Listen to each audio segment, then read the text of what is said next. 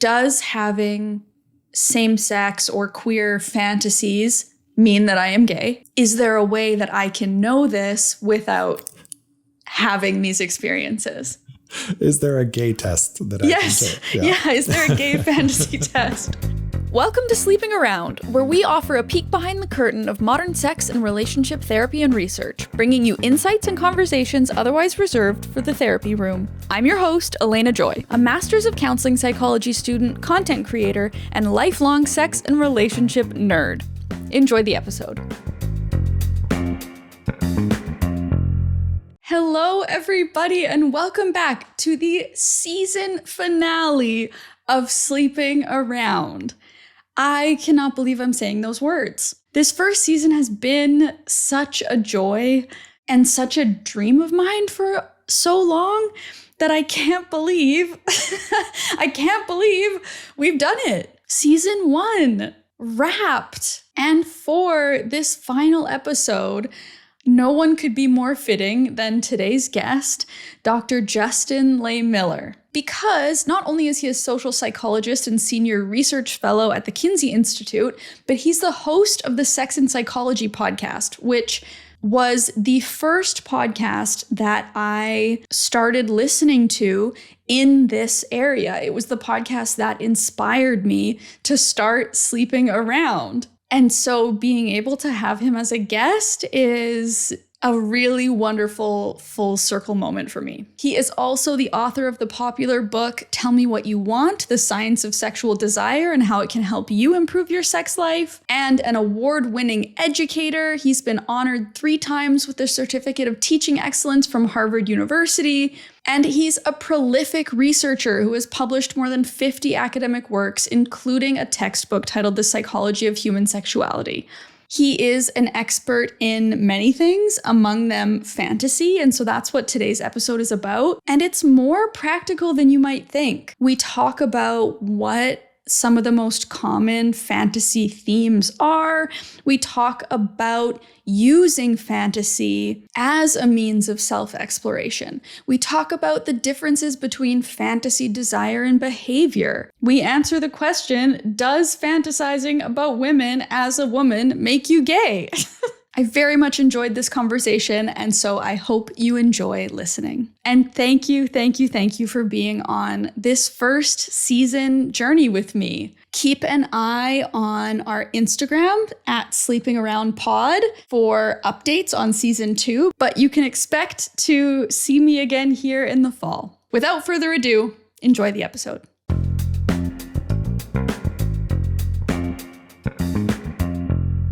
I thought that we could talk about fantasy today because I know that that's one of the areas that your research specializes in. You did a groundbreaking nationwide study where you had over 4,000 adults reveal sexual fantasies, and you did a deep dive into all things fantasy. But to start, why don't you tell us a little bit about you, a little bit about how you came to this as your specialty or area of interest? Sure. So I am a social psychologist by training, and I initially went to graduate school to study the science of relationships and what makes for happy, healthy, committed partnerships. And along the way, I kind of got sidetracked by sex. So I got assigned to be a teaching assistant for a human sexuality course. And that opened my eyes to this whole world of sex research that was out there. And it made me realize that, hey, it's kind of weird that here I am studying the science of relationships and nobody's talking about sex, right? Mm-hmm. And so that's kind of what initially brought me into the field, was because it's kind of like, how do we talk about helping people have healthy relationships if we're so reluctant to talk about issues relating to sex or sexuality? So I wrote a textbook called The Psychology of Human Sexuality. And this was more than a decade ago at this point. But when I was writing that book, there was a whole section on sexual fantasies. And as I was reviewing all the literature in this area, I just came up with question after question about fantasies that had never really been answered before, such as, what's the connection between fantasy and reality? So what happens when you take a fantasy out of your head and you share it with a partner, or you decide to act on it? And almost none of the research on fantasies had looked at this before. It had really only focused on fantasies as this solitary experience, this thing that just happens inside of our heads. So that was one of the things I wanted to look at. I also wanted to look at fantasies in a broader segment of the population, because almost all the research on fantasies was based on college student samples. And, you can certainly learn something from college student samples. It turns out that college students are actually the least interesting group of people you could study if you want to learn about fantasies. Right. And, I say that not to make fun of college students. It's just because they're young adults, and the way that they think about and experience sexuality is different from people at other stages of life. And I actually find that as people get older, particularly as they approach midlife, their fantasies tend to become much more adventuresome in a lot of ways. And so I think, we're missing a lot of the picture when we only look at college students. So yeah, that's kind of how I got into this field, and some of the different things that I wanted to look at in this research. You just touched on so many of the questions that I already wanted to ask you. So let's start with what you were just kind of explaining around sexual fantasies shifting over the lifespan. Can you talk a little bit more about that? Sure. So in my sample that I conducted for the book, Tell Me What You Want, I surveyed people from the ages of 18 to, I believe, 88. So I had people from kind of all across the lifespan. And I plotted out different categories of fantasies for people at each decade of life. So for people who were, late teens through their 20s compared to those in their 30s versus 40s and so forth. And I found that there were some interesting trends that seemed to occur. And most fantasies seem to change to some extent with age, but not necessarily in the same direction. So for example, if you look at something like novelty fantasies, fantasies about just trying something that's new and different, or fantasies about sex with multiple partners, or fantasies about opening up your relationship and maybe trying swinging or things along those lines. I find that all of those fantasies tend to be relatively low for young adults, but they increase steadily with age and kind of have their peak in the late 40s and into their 50s, and then they start to decline again after that. So for a lot of these novelty, multi-partner, non-monogamy fantasies, it's really people at midlife who are fantasizing about that the most. Now, by contrast, if you look at a fantasy like kink and BDSM, or fantasies about passion and romance, I actually find that those fantasies are most common among young adults, and then they actually seem to decrease somewhat with age, right? So you have these different patterns and ways that our fantasies seem to shift and evolve over the lifespan. And I think it's because we just become different sexual beings at different stages of life. For most people in their 40s and 50s, most of them have been in long-term monogamous relationships for some time. And many of them kind of have this need or craving for sexual novelty. Also, when people kind of reach that midlife stage, they often develop less care and concern for what other people think of them, right? So there's something liberating that happens at midlife, which might open the door to trying new things as well. So I think, for people at midlife, there's certain factors that often push them toward greater novelty. By contrast, if we think about young adults, there's often a lot more sexual anxiety and insecurity, and sex is new to them in a lot of ways. And so I think for many of them, they're drawn to kink and BDSM because it's a way that you can kind of get out of your head and get into the moment and temporarily shed those insecurities and anxieties. I think too, among young adults, there really seems to be this yearning for intimate connection with other people, where sex isn't just about a physical act. It's also about connecting with another person and feeling desired and validated, which again kind of goes towards some of that anxiety and insecurity that they're harboring.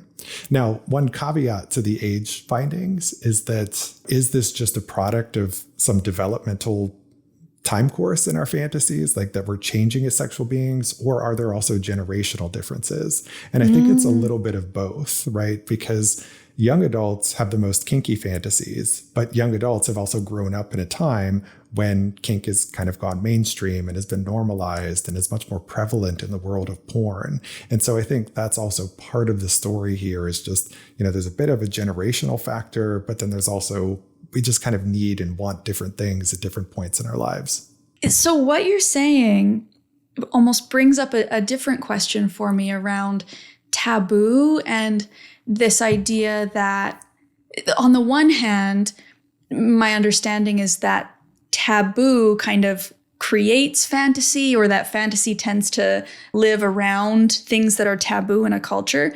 But then you're also saying that, something like kink being more mainstream is creating an increase in fantasy around kink. How do you, what's true, right? Yeah. So there's certainly a lot of truth to the idea that we are drawn to the taboo.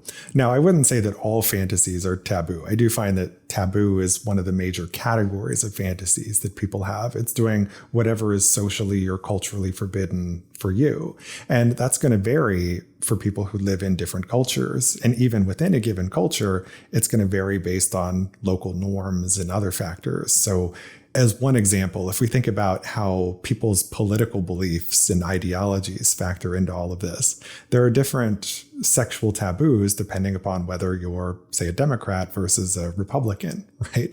And I actually find that Democrats and Republicans have different sexual fantasies. And, one of the things I see for Republicans is that they're reporting more fantasies about non-monogamy and infidelity and swinging. And I think that's because within the Republican Party, there are more norms around sexual relationships as being monogamous, lifelong partnerships, and that you shouldn't have sex outside of marriage. And so I think, non-monogamy kind of becomes this more tantalizing thing because you're told you're not allowed to do that, right? Right. And by contrast, one of the things that I see Democrats fantasizing more about is BDSM. And I think on the Democratic side of the aisle, you have a lot of talk about how you should have a level playing field, and that in sexual relationships that power imbalances are inherently exploitative, right? And so I think playing with power kind of becomes this tantalizing thing for people who are more socially liberal or democratic. So again, the taboos that you're turned on by tend to be the things that are taboo for you and your social groups and the context in which you reside. That's fascinating. So the idea that somebody who might be more liberal views power inequality as an inherently bad thing, or if I'm thinking broadly in the context of feminism, right? Like the idea of submitting, if you're a woman interested in men, the idea of submitting to men or having less power in some way is taboo. It's not what we're aiming for. And so then it maybe becomes this fantasy taboo thing. Oh, that's so interesting. But then that can also create this kind of mental conflict around some of these fantasies, right? So I've heard from a lot of women who have, so-called rape fantasies, which is a term I don't like. Instead, I would call them ravishment fantasies or consensual non-consent fantasies. But basically the idea behind it is that they're being taken by someone else, right? Someone is kind of compelling or quote unquote forcing them to have sex. But of course, in the fantasy, it's not truly forced. It's, you decide who your partner is and the terms under which it takes place and all that. But I've heard from a lot of women who feel conflicted about the fact that they have these fantasies because they say, I'm a feminist and I want to support victims and survivors of sexual abuse and sexual violence. And so does it make me a bad feminist to have these consensual non-consent fantasies, right? And I think it's important for people to understand that our fantasies aren't always politically incorrect. And just because you're turned on by something that might be socially taboo doesn't make you a bad person, right? Most of us are turned on by things that are not PC, and that's okay. And it shouldn't be seen as some moral indictment of you. That leads into another question around fantasy versus actual desire. Yep. And something I wanted to ask you around, does having a fantasy mean that you actually want that thing in real life? Yeah, so I like to distinguish between fantasy, desire, and behavior, right? So fantasy is just a mental thought or picture that turns you on. By contrast, desire is a wish or want, something that you would actually like to do in your sex life. And behavior is, of course, what you actually do in person with other people or with yourself if we're talking about solo play. And all of these constructs overlap, but they're also distinct. So for example, you can have a fantasy that you have no desire to act out and that you would never actually do in person. You can also have desires, things that you want to do that you would also just never do because even though the want is there, maybe it would be illegal or you or somebody else could get hurt if you did it. And so we don't always even act on the desires that we have. And then when you look at sexual behavior, sometimes we engage in behaviors that we've never previously fantasized about or desired. Maybe a partner suggests hey, maybe we should try this thing. Maybe I'll tie you up and let's see how that goes. And maybe you agree to do it. And then if you enjoy it, maybe that becomes a future fantasy or desire, right? So these things are all separate but related in some way. But I would say for people's favorite fantasy of all time, in the studies I've done, about 80% of people say they would like to act on their favorite fantasy at some point. So about 1 in 5 say they don't want to. And oftentimes it's because it's an impossible scenario. Maybe their fantasy takes place in outer space or at Hogwarts. There's a surprising number of Harry Potter fantasies that I tend to get.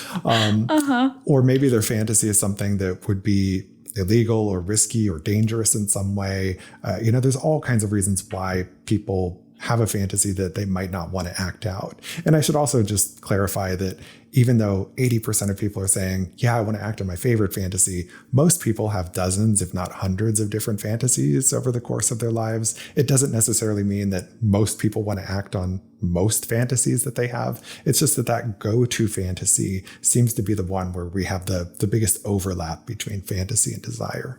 Right. That makes sense.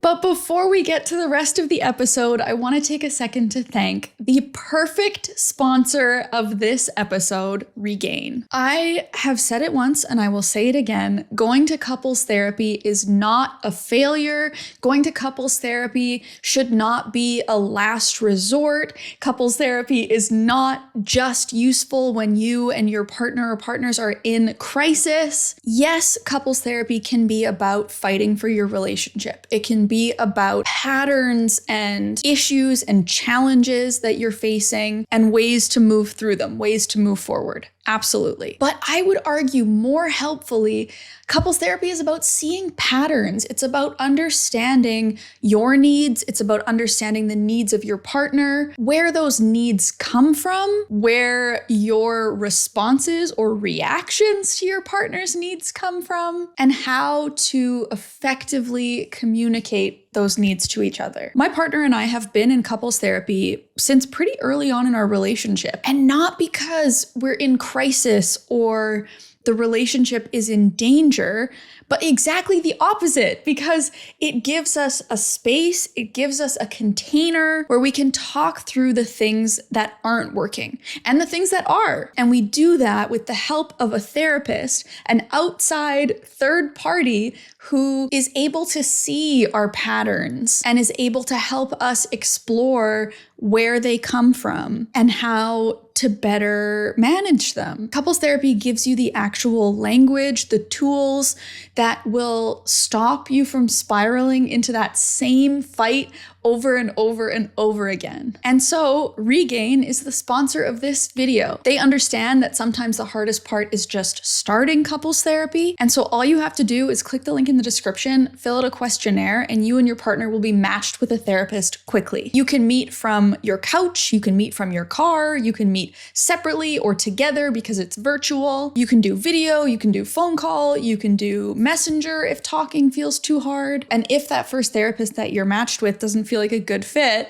because that happens in individual therapy, never mind relationships, when there's more than one of you, you're able to easily switch therapists for free. So if you click that link in my description or you go to regain.us/AlaynaJoy, you can get 10% off your first month of therapy. That's regain.us/AlaynaJoy to get 10% off your first month of couples therapy.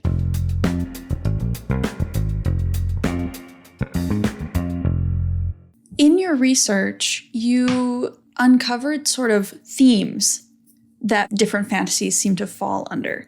What were the major themes and how common are they? We've already hit on a couple of them. And what I find is that there are really 7 major themes that people's fantasies tend to distill down into. And I find that in follow-up studies, for 97 to 98% of people, their favorite fantasy contains or reflects one or more of these themes. So these themes are not mutually exclusive. You can combine them in any number of ways, but they are first multi-partner sex, which is just doing anything with more than 2 people. Then there's the BDSM and kink fantasies, so anything in the realm of power play or mixing pleasure and pain. Then we've got the novelty and adventure fantasies, which are just adding some new element or twist to the sex that you're having. Maybe that's a different position or having sex in a different location. Then we've got the whole taboo category, which is anything that is socially or culturally forbidden for you. Then we've got the non-monogamy fantasies, which comprise fantasies about things like cheating, but also things like opening up your relationship or trying swinging or cuckolding. Then we've got the passion and romance fantasies, which are about meeting those deeper, intimate needs that you have. Oftentimes, that's just about wanting to feel wanted or wanting to be desired by someone else. And then finally, we've got the gender bending and homoeroticism fantasies, which is where people are kind of playing with the boundaries of their gender identity or expression or their sexual identity in some way, such as maybe a heterosexually identified person who has a same-sex fantasy or a cisgender person who fantasizes about cross-dressing or something along those lines. So yeah, those are really the 7 main themes, and I find that they're pretty common in the population. And in terms of not just people's favorite fantasy, but also in terms of whether they've ever fantasized about it before. And in talking about fantasy versus desire versus behavior, one of the things that you said was around like our fantasies not always being PC. Do you have any tips or advice on folks who are maybe fantasizing about something that they feel shame around, or have who have these kind of tough feelings around the fantasy meaning something about who they are as a person? Yeah. And the fantasy doesn't have to be taboo in order for people to feel shame around it, which is something that I find to be interesting. So one of the things I asked people about in the survey was, how common do you think your favorite fantasy is in the population? How many other people share this fantasy that you have, no matter what it is? And by and large, it didn't matter what people were fantasizing about. They underestimated the prevalence of their fantasy, right? And the rarer that people thought their fantasy was, the more shame and guilt and embarrassment they felt about it, right? Yeah. And so it's not as much about whether the fantasy is taboo. It's about, do you feel that you're weird or like the only one who has this fantasy? And that seems to be one of the biggest predictors of sexual shame.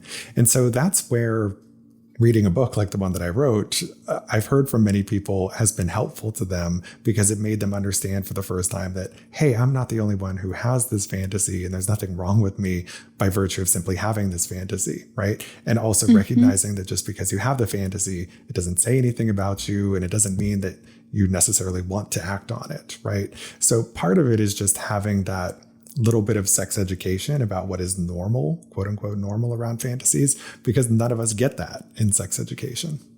No, definitely not. Fantasy is not even a word anywhere in the realm of sex education. Fantasy, orgasm, clitoris, we do not hear these terms in sex ed. Cut, bleep, those are gone. So in, normalizing these different categories that you were talking about of fantasy, I'm wondering if anybody listening right now was listening to you describe the categories and going, oh my God, I thought I was the only one that had a fantasy like that.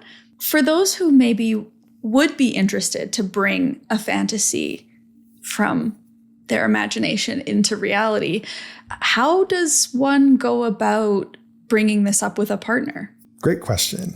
And let me start by saying that I find that for the most part, when people report sharing or acting on fantasies with a partner, they're reporting positive experiences. Most people are saying, my partner responded favorably, And if they acted on it, that it brought them closer to their partner and that the experience was at least as good or better than they expected that it would be.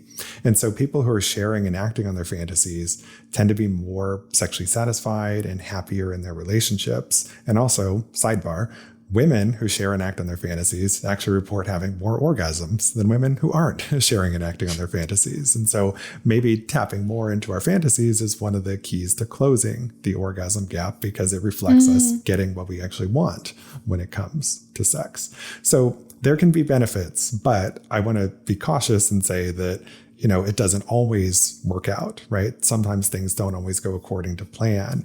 And depending upon the way that you're approaching sharing and acting on fantasies, you can have very different outcomes. So I think it requires some care and caution when it comes to the idea of taking a fantasy out of your head and bringing it into the real world, whether as a form of dirty talk with your partner or as something that you actually want to try. First, when it comes to sharing fantasies, if you and your partner don't already have good sexual communication, it's going to be kind of hard to share them, right? So you kind of need to start by normalizing conversations about sex first in order to just make the conversation more comfortable.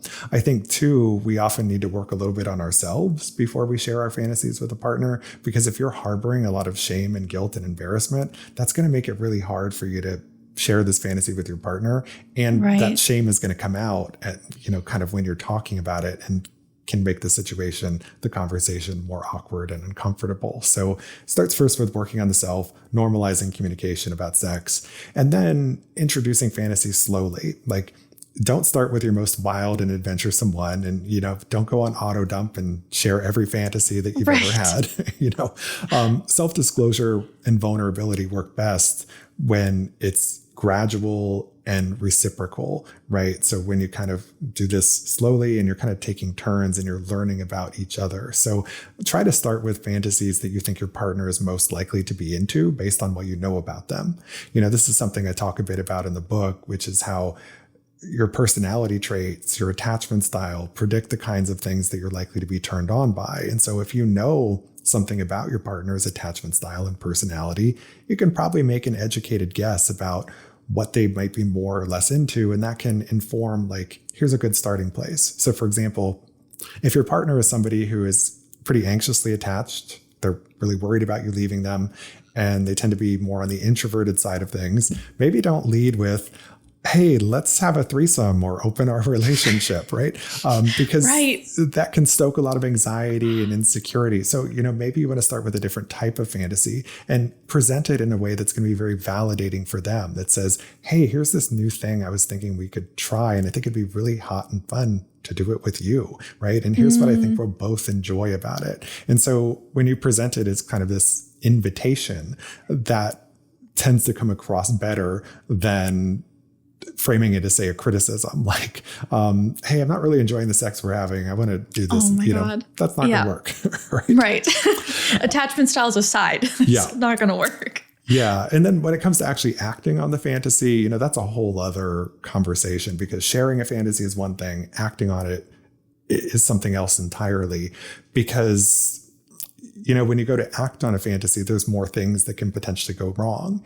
And I think we have to recognize that when it comes to acting on a fantasy, we need to sometimes try it a few times. Practice makes perfect when it comes to fantasies, because the first time you try something new, like, say, having a threesome, it might not work out the way you thought, because you'll get into that situation and be like, well, who's supposed to do what with whom and when? And also, like, what are the rules? Like, oh, did we discuss, like, what are the rules for contact with our third afterwards? And that's where things often go off the rails, is because people don't have the extensive communication beforehand, and then things don't go according to plan, and then they're not sure what to do. So I cover a lot of tips for this in the book, but acting on fantasies is a more delicate thing.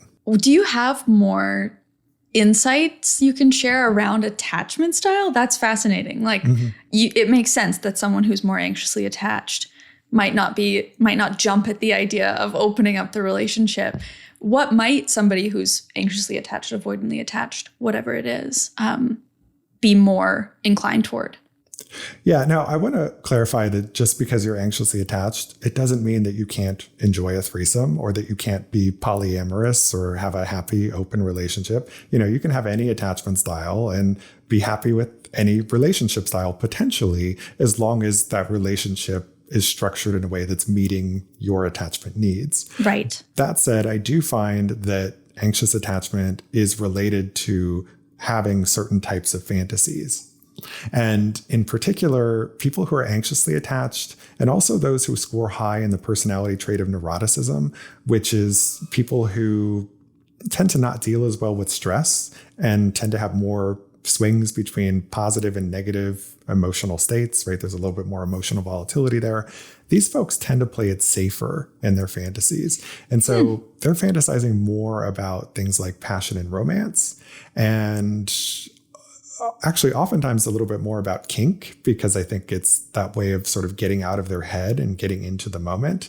And they tend to fantasize less about trying new and different things and also, opening up relationships. I think because trying new things just in general can be a little bit stressful. Trying new things takes you out of your comfort zone and you don't know how it's going to go. So for people who are anxiously attached or lean more toward the neuroticism end of the spectrum in their personality, they tend to want things that are going to be a bit more reassuring and validating for them, where they know kind of what it is that they're getting in advance. Whereas the more avoidant style folks would trend toward.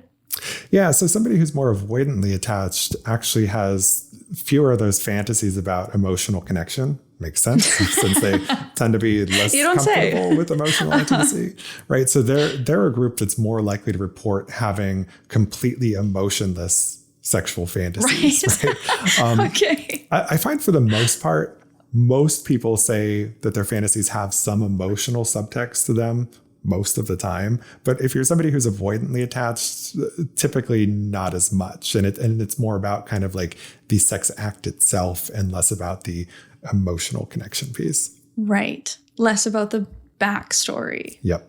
In some ways, maybe.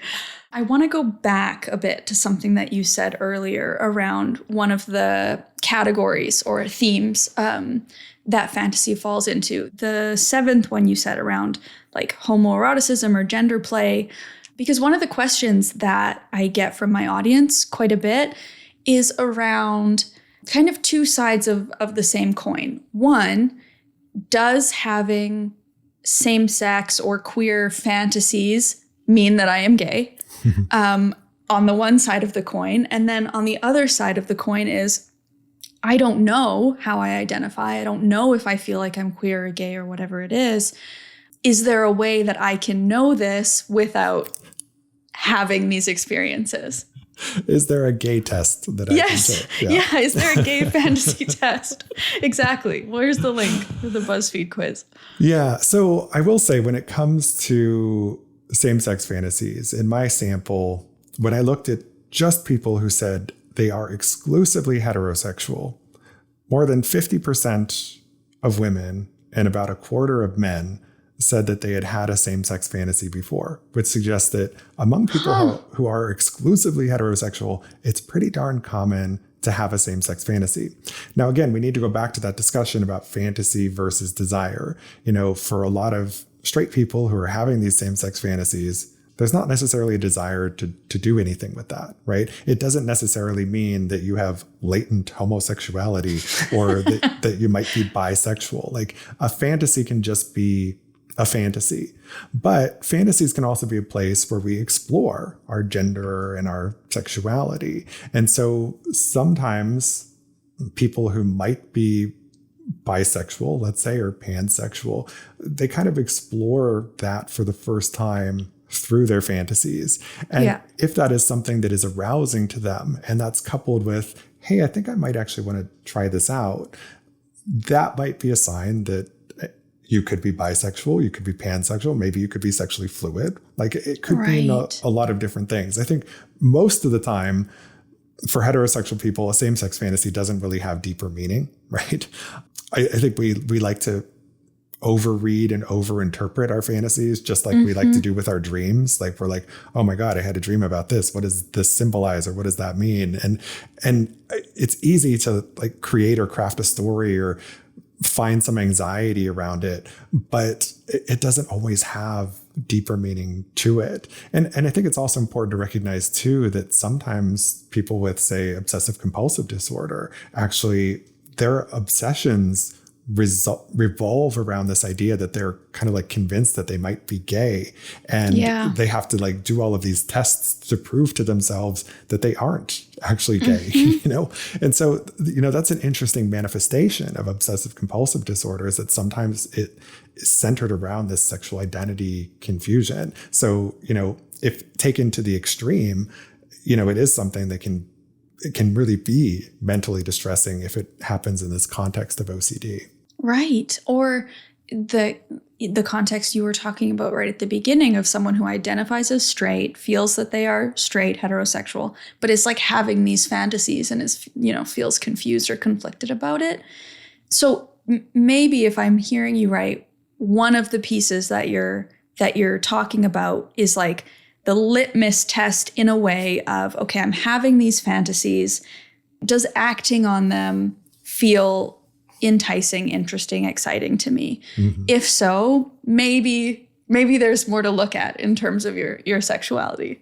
Again, our fantasies are complex and complicated, and there can be a lot of different reasons why somebody might have a same-sex fantasy, right? So for example, let's think about heterosexual women and how they often have a complicated relationship with pornography, right? Because in the world of heterosexual porn, there are a lot of women who see that as being exploitative to women. And so they tend to not watch that kind of porn. And many of them actually prefer to watch lesbian porn or gay male porn. And so, does that say something about their sexual orientation, or does it say something about maybe their relationship with fantasy and porn and some broader concerns that they might have about things like sexual violence or exploitation of women? So again, it's a complicated subject, but just because you have a same-sex fantasy doesn't mean that you're secretly gay.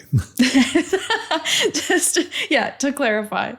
Oh, it's so interesting because those specific questions, how do I know if I'm gay? What do my fantasies mean? They come up a lot. And the answer that you're giving is like, it is so complicated and there is no one way to know. It's such an internal and personal experience.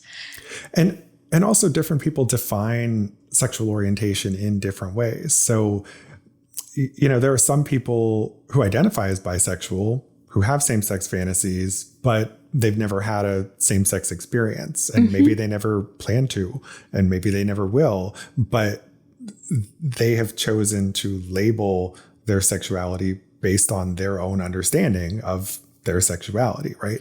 And so, sexual orientation for other people might be defined more in terms of behavior. For other people, it's, some combination of fantasy, attraction, and behavior, right? So it kind of all depends on the way that you define sexual orientation, which is why there isn't some like one specific test I can point you to that says, if X, then you are gay, right? It doesn't work X, that way. Gay. Right. What about for folks who maybe don't know what their fantasies are or feel like they don't really have fantasies? Is there some place to start that exploration? Yeah, so I find consistently in all the studies I've done, 2 to 3% of people say that they don't have sexual fantasies, and they don't have fantasies when I'm defining that as mental imagery, mental pictures that turn you on, right? Now, whenever I talk about this, some people say, well, they must just be lying, right? And they don't want to admit to certain fantasies that they have because they feel ashamed of it. And, I think there could be some truth to that for some people, that they're just going to say, no, I don't have fantasies because I don't want to get into that, whole topic because I'm uncomfortable with it. But there are some people who have what's called aphantasia, which is where they literally have the inability to create mental pictures, whether that's about sex or anything else. And so for people with aphantasia, their fantasies might be a little bit different. They might not take the form of a mental picture, and rather they might be more of a feeling or more of a narrative, like a story that they're telling themselves, right? So if you're somebody with aphantasia, you might just have like a fundamentally different experience of fantasies because you don't have that mental picture of them. And then I also find there are some people in this 2 to 3% who say, I don't have fantasies, but it's because they're not counting their fantasies as true fantasies. Because there are some people who seem to be under the impression that a fantasy has to have fantastical elements to it. So it has to take place on the Star Trek Enterprise or at Hogwarts or wherever, you know. And once you start talking to them about this, oftentimes they'll realize, oh, I do have fantasies. I just wasn't thinking of them as fantasies. So for example, maybe their fantasy centers more around romance or kissing or something that's not fantastical or is also not overtly sexually explicit, right? Romance fantasies are still fantasies, right? That's part of the explanation here as well. But if you're somebody who feels like, I'm not sure what my fantasies are or what turns me on, I think a good place to start is just exposing yourself to different types of erotic stimuli. So that could include exploring various forms of pornography. It could be reading some erotic novels or erotic fiction or listening to some audio erotica. You know, you don't have to get super explicit and go to like, you know, hardcore porn sites or anything like that. It could also be just exploring, you know, movies and television shows that have sex scenes or cover different aspects or depict different aspects of human sexuality and seeing if any of that resonates with you or turns you on. And, you know, as you explore more, you're likely to find that, hey, maybe I could be into that and maybe I want to explore that a little bit further, or nope, that definitely doesn't do it for me. And so, you know, that's not my thing.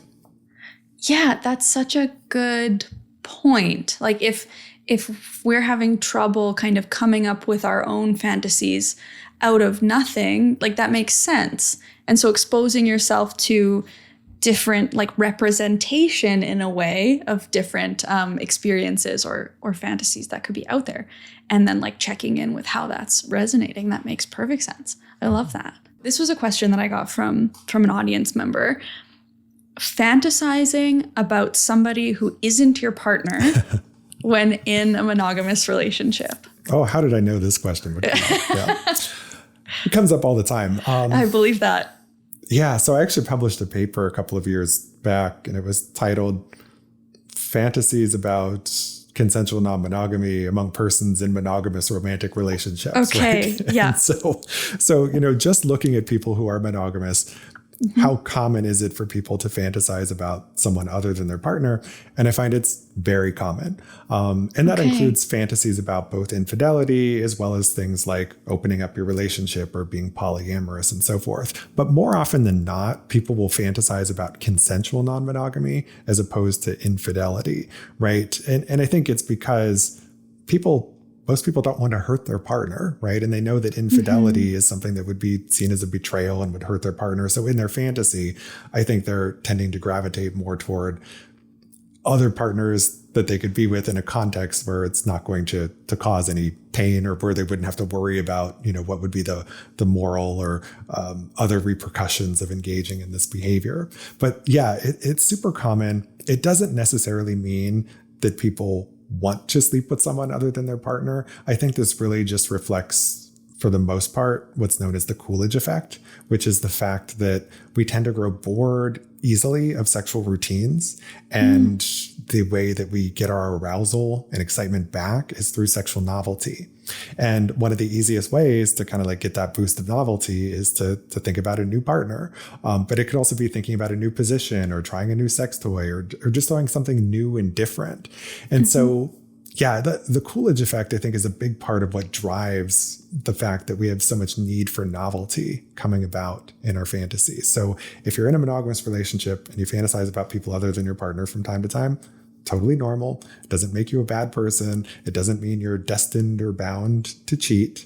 But this is something that a lot of people have conflicted feelings about. And we did a survey recently. This was a nationally representative U.S. survey of singles conducted by the Kinsey Institute and datingadvice.com. And we asked people what they counted as cheating in a relationship. And one of the things we asked about was fantasizing about somebody other than your partner. And I believe it was about a third of participants who said that if you fantasize about someone other than me, that's cheating, right? So, I can tell you that like, hey, this is normal to have these fantasies, but there are a heck of a lot of people who will say, if you do that, if you fantasize about someone other than me, that's a red line and that constitutes infidelity. So again, it's kind of a subjective thing in the population in terms of how they view this. But I'm telling you as a scientist and a researcher, I think it's a pretty normal thing. And for people to fantasize about more than one person, and that it's probably unrealistic to expect that you're going to find a partner who is only ever going to fantasize about you and no one else ever again. Right.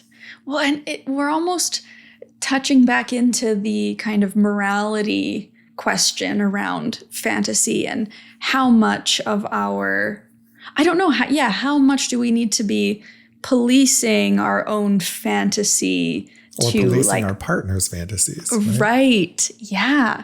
To kind of make meaning out of, whether or not we're a good person or a good partner, which is probably part of why this would be a common intrusion of OCD. Yeah. Yeah.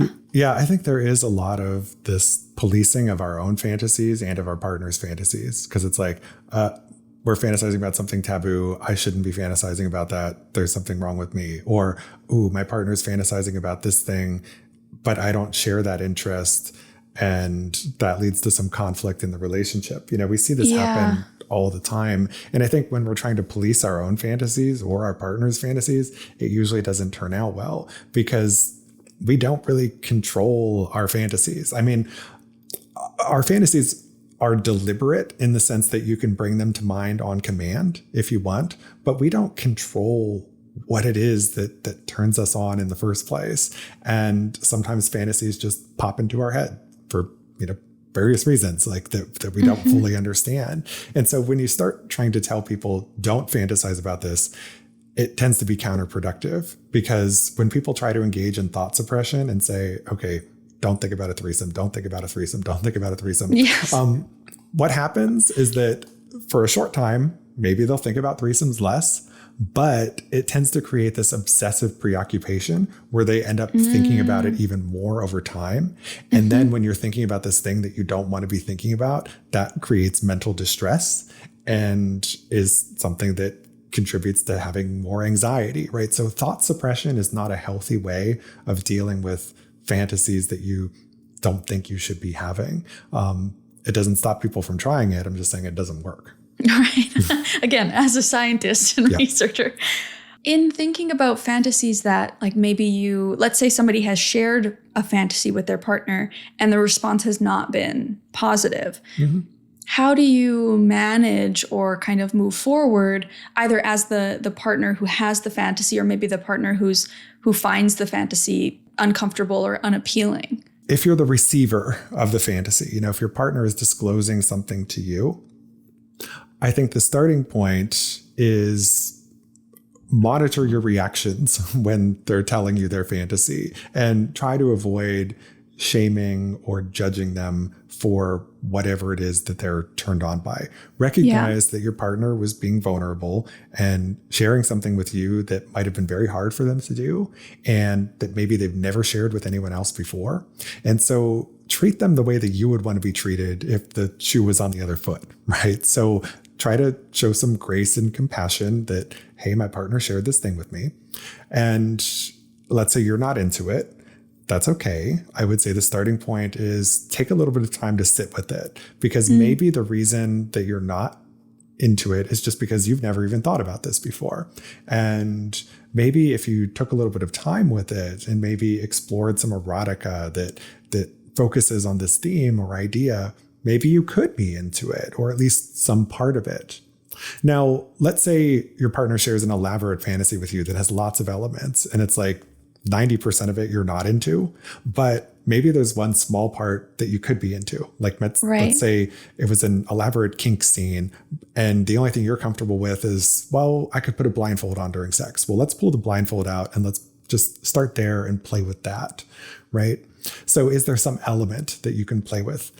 Now, if none of the fantasy appeals to you, I think it's important to have a conversation with your partner about, well, is this something that you really want to do and you were hoping to do with me? Because if that's the case, this is going to become a repeated source of conflict in the relationship, and we need to find some way to resolve it. And so if that's the case, then we need to, we're at a sexual impasse here. So we've got to find some solution. We've got to negotiate a compromise. And so think about alternatives, right? So is there something else that your partner could do to fulfill that fantasy that you would be comfortable with? For example, could they fulfill that fantasy through exploring pornography or engaging with VR porn? Or would you be comfortable opening up your relationship and maybe they explore that fantasy with other partners, but not with you? I'm not saying the solution for every discrepancy in fantasies is open the relationship. I'm just saying it works for some people, but I know it's not for everyone. But it's important to find some solution or some alternative. And so the one other piece of advice I would share is that, if you're at an impasse and, opening the relationship isn't an option, there's really not another way for your partner to fulfill this fantasy, but you're not into it.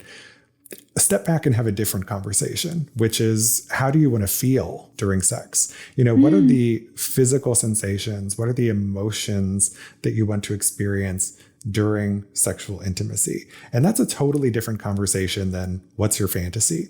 So it's kind of stripping the fantasy down into your core erotic themes. And each of you can do this, and you figure out what it is that you need to feel.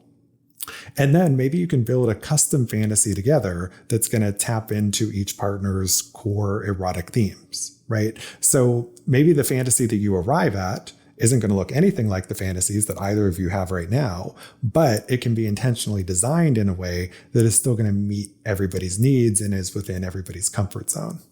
I love that tidbit. That's like, what a way to kind of, reframe the conversation and maybe open it up that maybe otherwise felt sort of restricted or, uncomfortable. Yeah, because I think with a lot of fantasies, there's a deeper need that we're trying to meet through it, but there isn't just one way to meet that need, right? So it's thinking about, being a little bit erotically flexible in terms of how we go about fulfilling the different needs that we have in our fantasies, right? So for example, if you think about something like, say, a threesome fantasy, when I analyze people's threesome fantasies, one of the key themes I see is that most people want to be the center of attention in that fantasy, right? And so is that fantasy really about you and two other people? Or is it really about you feeling desired and validated and, overwhelmingly wanted, right? And so maybe there are other ways that you could tap into that don't require, say, bringing another person into the bedroom.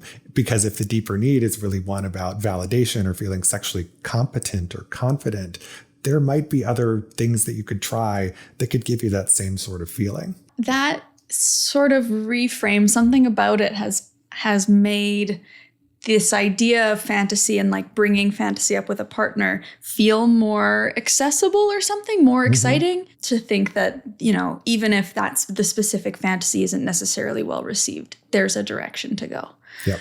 And, sometimes you will be at an impasse where it's just you and your partner are just totally different people sexually.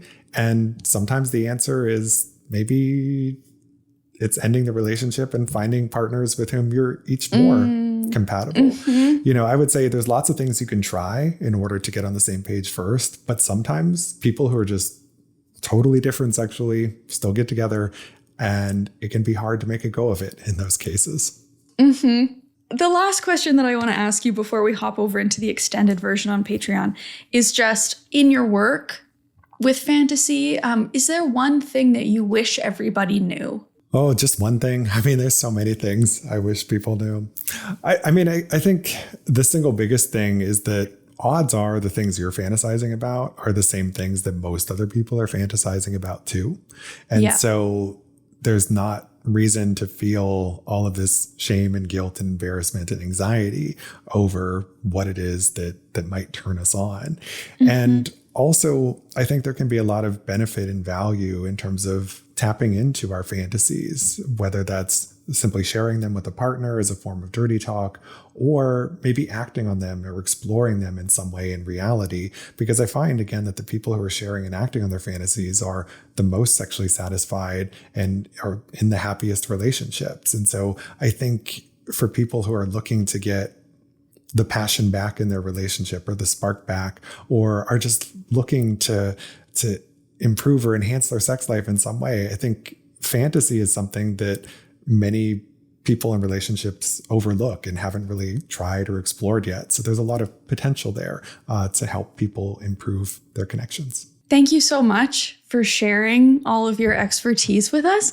Where can people find you if they want more? My website is sexandpsychology.com, and people can find the Sex and Psychology podcast there. They can also find it anywhere they get their podcasts. I'm also on all the socials. You can find me on Instagram at Justin J. Lehmiller and Blue Sky and X at Justin Lehmiller. You can also find links to all my socials on my website, Sex and Psychology. All of that will be linked in the show notes. It'll be linked in the description. I highly recommend you check it out. Thank you so much. Thanks for having me. And another thank you to Regain for sponsoring this video. Remember, you can go to regain.us/Alayna Joy. It's also linked in the description in the show notes to get 10% off your first month of couples therapy. Relationships are one of the most impactful areas of our life. And so I know I'm biased because couples and relationships is like all that I think about, but arguably couples therapy is just as important, if not more important. They're both important. So click the link, get 10% off your first month, try it out. Thanks for listening. You can also access all of our extended cut episodes with bonus content from every single guest over on Patreon at patreon.com/Alayna Joy. That's patreon.com/ALAYNA Joy. And be sure to follow us on Instagram at sleepingaroundpod for updates, teasers, episode discussions, and more. This episode was produced by Alayna Joy and Danae Fender and edited by Corey Mosqueda. See you next time back here on the couch.